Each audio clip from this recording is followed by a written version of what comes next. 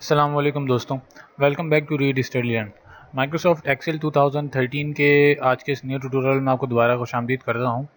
आज जो टॉपिक हम लोग डिस्कस करने वाले हैं वो देख लेते हैं। सबसे पहले हम लोगों ने लास्ट जो कंप्लीट किया था वो किया था मैनिपुलेटिंग वर्कशीट्स के बारे में, कि हम लोग वर्कशीट्स के ऊपर किस तरह से हम लोग काम कर सकते हैं। आज जो चीज़ हम लोग डिस्कशन करने वाले हैं इसके ऊपर वो है फ़ॉन्ट फॉर्मेटिंग।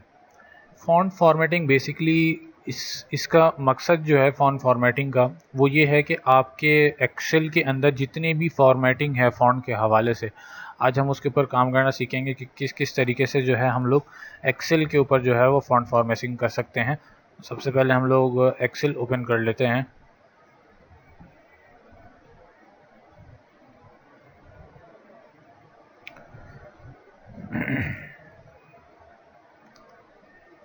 और अपना एक क्या कहते हैं, हमने लास्ट वाला डॉक्यूमेंट जो हमने काम किया था वो हमने सेव नहीं किया था बेसिकली। तो हम करते ये हैं कि कोई एक डॉक्यूमेंट उठा लेते हैं, टेक्स्ट के नाम से सर्च कर लेते हैं। नहीं है इसके अंदर, हम लोग क्या मार्कशीट के नाम से सर्च कर लेते हैं। मार्क्स के नाम से कोई सी भी उठा लेते हैं, ये उठा लेते हैं हम लोग। ठीक है, तो सबसे पहले हम लोग क्या करते हैं आज कि हमारे टॉपिक में सबसे पहले है कि फ़ॉन्ट्स के टाइप्स क्या हैं। जब फ़ॉन्ट्स के ऊपर काम करने के लिए हमारे पास जो है होम का जो टैब है एक्सेल के अंदर, इसके अंदर ये पूरा एक फ़ॉन्ट का जो ये आपके पास क्या कहते हैं कैटेगरी वाइज टैब जो बना हुआ है फ़ॉन्ट का, इसके अंदर आपके पास सारे फ़ॉन्ट के ऑप्शन मौजूद होते हैं। जो सबसे पहले जो चीज़ यहाँ पे आप देख रहे हैं कि हमने डिस्कस करनी है कि फ़ॉन्ट टाइप्स के बारे में। फ़ॉन्ट टाइप बेसिकली एक फ़ॉन्ट फैमिली कहलाती है, यानी कि ये एक लाइब्रेरी होती है फ़ॉन्ट्स की, जिसके अंदर डिफरेंट फ़ॉन्ट फैमिली के जो है नाम आपके पास मौजूद होते हैं और उसकी डिफरेंट स्टाइलिंग होती है। तो ये सारे जो है आपके पास फ़ॉन्ट जितने भी हैं, इस सारे के सारे फ़ॉन्ट जो है आपके पास इस टैब के अंदर मौजूद हैं। तो फ़ॉन्ट को चेंज करने के लिए आपने बेसिकली करना ये होता है कि जिस जिस चीज़ का आपने फ़ॉन्ट चेंज करना है, आप उसको सिलेक्शन देते हैं, या अपनी हेडिंग का फ़ॉन्ट चेंज करना है तो सिलेक्शन आप देंगे सबसे पहले, और फ़ॉन्ट का आप यहाँ से सेलेक्ट करेंगे और ये आपको प्रीव्यू भी देता जाएगा, बैकएंड पे दिखाता जाएगा कि फ़ॉन्ट की स्टाइलिंग बेसिकली है क्या। तो यही तरीका है फ़ॉन्ट को चेंज करने का। टाइम्स न्यू रोमन कर लेते हैं हम इसको और एंटर का बटन प्रेस कर देते हैं, तो हमारा फ़ॉन्ट सारा का सारा चेंज हो गया। फिर आ जाते हैं कि फ़ॉन्ट का साइज़। फ़ॉन्ट साइज़ नाम से ही समझ गए होंगे कि क्या चीज़ है। हम लोग चाहते हैं कि ये हमारा जो हेडर है इस कंटेंट्स का, इसका जो फ़ॉन्ट साइज़ है ये हम थोड़ा सा बढ़ाना चाहते हैं। उसके लिए हम करेंगे क्या कि हम यहाँ फ़ॉन्ट फैमिली के बराबर में ही फ़ॉन्ट साइज़ का ऑप्शन है, इसको ड्रॉप डाउन करके जो है आप फ़ॉन्ट साइज़ बढ़ा सकते हैं, या फिर मैनुअली भी आप जो है क्लिक करके टाइप करके एंटर करेंगे तो आपका फ़ॉन्ट साइज़ जो है वो ऑटोमेटिकली बड़ा हो जाएगा। फिर है हमारे पास बोल्ड, इटैलिक एंड अंडरलाइन। ये तीन कैटेगरी जो है फ़ॉन्ट के अंदर बहुत ज़्यादा यूजेबल होती हैं और हमेशा ही यूज़ की जाती हैं। तो इसका जो तरीका है वो ये है आपके पास कि अच्छा, आपको मैं फ़ॉन्ट साइज़ के अंदर एक और चीज़ बताना मैं भूल गया कि फ़ॉन्ट साइज़ जो है वो दो कैटेगरीज़ में इसके अंदर भी डिवाइड हुई हुई है, कि एक है आपके पास अपर और एक है लोअर। इससे इंक्रीज़ होता है और इससे डिक्रीज़ होता है। तो अगर आप यहाँ नहीं करना चाहते फ़ॉन्ट, तो आप इसको भी सिलेक्शन देके यहाँ से आप क्लिक करेंगे तो आपका फ़ॉन्ट साइज़ बड़ा होता जाएगा, और यहाँ क्लिक करेंगे तो इससे आपका फ़ॉन्ट साइज़ जो है वो छोटा होता जाएगा। फिर हमें डिस्कशन करनी थी कि बोल्ड, इटैलिक और अंडरलाइन। बोल्ड का मतलब ये है कि आपके फ़ॉन्ट की जो थिकनेस है वो उसको बोल्ड कर देगा, यानी कि देख रहे होंगे आप किस तरह से बोल्ड कर रहा है। बोल्ड करेंगे तो ये देखें मार्क हो जाएगा, बी जो है आपका मार्क हो जाएगा। इटैलिक करेंगे तो ये भी मार्क हो जाएगा। अंडरलाइन कर देंगे तो ये भी मार्क हो जाएगा। तो यही कॉन्सेप्ट है बोल्ड, इटैलिक, अंडरलाइन का। बोल्ड करें, इटैलिक करें, अंडरलाइन करें तो ये इस तरह से आपके स्टाइलिंग को जो है वो चेंज कर देगा। फिर है हमारे पास सेल बॉर्डर फॉर्मेटिंग। बहुत इंपॉर्टेंट चीज़ है एमएस एक्सेल के अंदर, और मेन जो इस्तेमाल में आती है आपके डॉक्यूमेंट के अंदर, आपकी शीट्स के अंदर, वर्कशीट्स के अंदर। बहुत ही ज़्यादा इम्पॉर्टेंट चीज़ है ये। तो इसके ऊपर किस तरह से काम किया जा सकता है मैं बता देता हूँ आपको कि जैसे कि आपके पास ये अभी सेल दिख रहे हैं आपको, ये एक्चुअली ये फॉर्मेटिंग हुई हुई है, यानी कि आपके जो कॉलम्स हैं इसके कॉर्नर्स पर बॉर्डर्स नहीं है, सिर्फ और सिर्फ रोज़ के अपर बॉर्डर है और लोअर बॉर्डर डिफ़ाइन हुआ है। तो हमें क्या करना है कि बॉर्डर किस तरह से हम चेंज कर सकते हैं और अप्लाई कर सकते हैं। तो बॉर्डर्स के लिए यहाँ पर एक ऑप्शन है आपके पास। इस बॉर्डर को जब आप ड्रॉप डाउन करेंगे तो आपके पास डिफरेंट स्टाइलिंग्स आ जाएंगी बॉर्डर की। Bottom border, top border, left border, right border, no border, all borders, outside border, thick border, और इसी तरह से काफ़ी सारे स्टाइलिंग ये भी हैं आपके पास। बॉर्डर को ख़त्म करना चाहते हैं तो इरेज बॉर्डर सेलेक्ट करेंगे, जो बॉर्डर ख़त्म करना है आपने उस पर आप क्लिक करेंगे तो ये आपके बॉर्डर को ख़त्म कर देगा। ये बॉर्डर एक्चुअली अप्लाइड नहीं है, इसको ज़रा चेक कर लेता हूँ कि मैं इन्होंने बॉर्डर अप्लाई किया हुआ है, ये क्या चीज़ अप्लाई की हुई है इसके ऊपर। हम ऑल बॉर्डर लगा के देख लेते हैं। ठीक है, बॉर्डर अप्लाई हो गया। इसको रिमूव करके भी देख लेते हैं कि ये रिमूव होता है। हाँ, बिल्कुल हो रहा है। लेकिन जो बैक एंड स्टाइलिंग है ये थीम्स के ऊपर इन्होंने अप्लाई की हुई है। ये इंशाल्लाह हम लोग एडवांस टॉपिक में कवर करेंगे कि ये थीम्स जो इन्होंने इस्तेमाल करी हैं ये क्या चीज़ है। बहरहाल और एक और ऑप्शन जो आपके पास है कि लाइन कलर।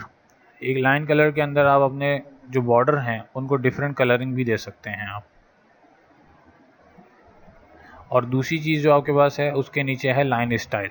इसके अंदर आप डिफरेंट लाइन स्टाइल्स दे सकते हैं अपने बॉर्डर्स को, जहाँ जिस तरह से देना चाहें आप उस तरह से बॉर्डर को स्टाइल कर सकते हैं और डिफ़ाइन कर सकते हैं। अंडू कर देते हैं सारी की सारी फॉर्मेटिंग्स और वापस इसको अपनी पोजीशन में ले आते हैं। ठीक है, और एट दी एंड है मोर बॉर्डर। इसके अंदर आपके पास क्या चीज़ होती है, इसके अंदर भी वही सारी चीज़ें हैं जो मैंने आपको इसके अंदर बताई हैं, बस इसके अंदर आपने स्टाइलिंग्स जो है ये आपको बता रहा होता है कि कहाँ कहाँ किस कॉर्नर पे आपने स्टाइल डिफ़ाइन करना है या किस कॉर्नर पे आपने स्टाइल जो है वो लगाना है। और यहाँ पर आपके पास स्टाइल्स की प्रॉपर्टीज़ हैं। बॉर्डर का कलर चेंज करना है तो वो यहाँ पे मिल जाएगा आपको। बाकी ये सारी चीज़ें जो हैं ये फ़ॉन्ट वाली वो मैंने आपको बता दी उसके अंदर होती हैं क्या होती हैं। और फिलिंग जो है वो भी मैंने आपको बता दी कि ये फिलिंग जो है ये सेल के अंदर का जो कलर होता है उसको चेंज करने के लिए इस्तेमाल किया जाता है, जो यहाँ पर भी डिफ़ाइन है इसके पास, और यहाँ से भी आप सिलेक्शन करके डिफ़ाइन कर सकते हैं। तो ये आपको यहाँ पर सेल कलर अप्लाई कर देगा। अब हम देख लेते हैं कि बॉर्डर्स अप्लाई किस तरह से किए जाते हैं। मैं चाहता हूँ कि मेरी जो ये पूरी शीट है यहाँ पर यानी कॉलम्स के अंदर जो है वो इनके बॉर्डर्स अप्लाई हो जाएं। तो हम क्या करेंगे, हम सिलेक्शन देंगे अपने पूरे सेल्स को यानी कॉलम्स को, और फिर हम यहाँ पे आएंगे और यहाँ हम देख लेंगे कि लेफ़्ट और राइट के लिए क्या सिलेक्शन दी जाए कि ये बॉर्डर अप्लाई कर दे। ज़्यादा बेटर तो यही है कि आउटसाइड बॉर्डर अप्लाई कर दे। आउटसाइड बॉर्डर अप्लाई हो गया। इसी तरह से यहाँ पर क्लिक कर दें, फिर यहाँ क्लिक कर दें, यहाँ क्लिक कर दें, यहाँ क्लिक कर दें,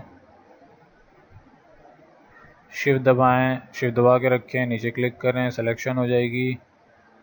फिर शिफ्ट दबाएं, शिफ्ट दबा के रखें, नीचे तक सिलेक्शन करें, सिलेक्शन हो जाएगी, और यहाँ तक दबा के इसको सिलेक्शन कर दें, सिलेक्शन हो जाएगी। दूसरी चीज़ मैंने आपको बताई कि सबको जो है ना बॉर्डर किस तरह अप्लाई किए जाएंगे। हम स्टाइलिंग चेंज कर लेते हैं इसकी वापस से, और इसका जो कलर है वो भी हम इसको ब्लैक कर देते हैं, और फिर आके हम इसको ऑल बॉर्डर अप्लाई कर देते हैं ताकि ये सारे के सारे बॉर्डर जो है वो अप्लाई हो जाए। तो समझ आ गई होगी आप लोगों को कि बॉर्डर किस तरह से अप्लाई किए जा सकते हैं और कितने इजी वे में अप्लाई कर सकते हैं। अब ये बॉर्डर आप देख रहे हैं कि ये सही नहीं लगा, ये गलत दिख रहा है, तो इसको रिमूव करने के लिए क्या करेंगे, हम इसको सिलेक्शन करेंगे, इरेज में जाएंगे और इसको यहाँ से क्लिक करके रिमूव कर देंगे। अब हमारा ये वाला बॉर्डर रिमूव हो गया है। तो इसको अप्लाई करने के लिए हमें क्या करना पड़ेगा कि हमें बॉर्डर को ड्रॉ करना पड़ेगा, लेकिन सबसे पहले हमें स्टाइल जो है वो थिक वाला लेके फिर यहाँ क्लिक करना होगा। तो देखें वापस से बॉर्डर अपनी जगह पे आ गया। फिर हमारे पास क्या है कि फॉर्मेटिंग द बैकग्राउंड कलर, यानी कि हमारा जो बैकग्राउंड कलर है वो किस तरह से हम फॉर्मेट कर सकते हैं MS एक्सेल के अंदर।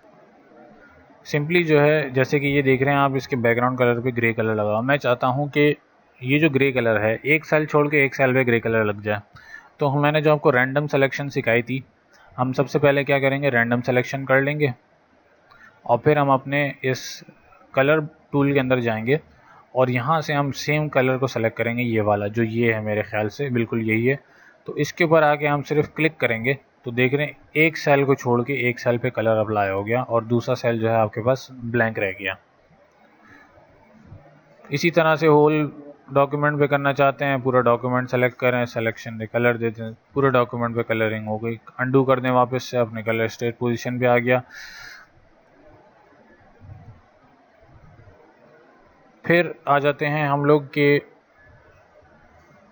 फॉर्मेटिंग द फॉन्ट कलर, कि फॉन्ट कलर को हम किस तरह से फॉर्मेट कर सकते हैं। उसके लिए हमें क्या करना होता है कि हम क्या करेंगे, सबसे पहले अपने कंटेंट को सेलेक्ट कर लेते हैं कि जिसको हमें फॉर्म कलर जो है चेंज करना है इसका। तो सिलेक्शन हो गई है। अब इसके बाद हम जाएंगे यहाँ पे फॉन्ट कलर का जो ये ऑप्शन है आपके पास, इसके अंदर आप जाएंगे और अपना सेलेक्ट कर लेंगे कलर। बहुत सिंपल है, कोई इतनी हार्ड एंड फास्ट चीज़ नहीं है। बोल्ड कर दें ताकि आपका कलर और वाज़ेह हो जाए, बड़ा कर दें थोड़ा सा और अच्छा दिख जाए ताकि कलर आपका एज इट इज़ दिख जाए। 20 कर दें सबको, बहुत बड़ा हो गया। 15 कर दें, ठीक है, हो गया। और इसकी कलरिंग जो है वो वापस से चेंज कर लेते हैं हम लोग, रेड कर देते हैं इसको और बोल्ड कर देते हैं, ठीक है। तो ये था सारा का सारा फॉन्ट फॉर्मेटिंग के हवाले से कि किस तरह से हम लोग जो है फॉन्ट्स वगैरह को फॉर्मेट कर सकते हैं और फॉर्मेटिंग को हम अप्लाई कर सकते हैं MS एक्सेल के अंदर। अब नेक्स्ट ट्यूटोरियल में हम लोग इंशाल्लाह डिस्कस करेंगे अलाइनमेंट फॉर्मेटिंग को। तब तक के लिए अल्लाह हाफिज़।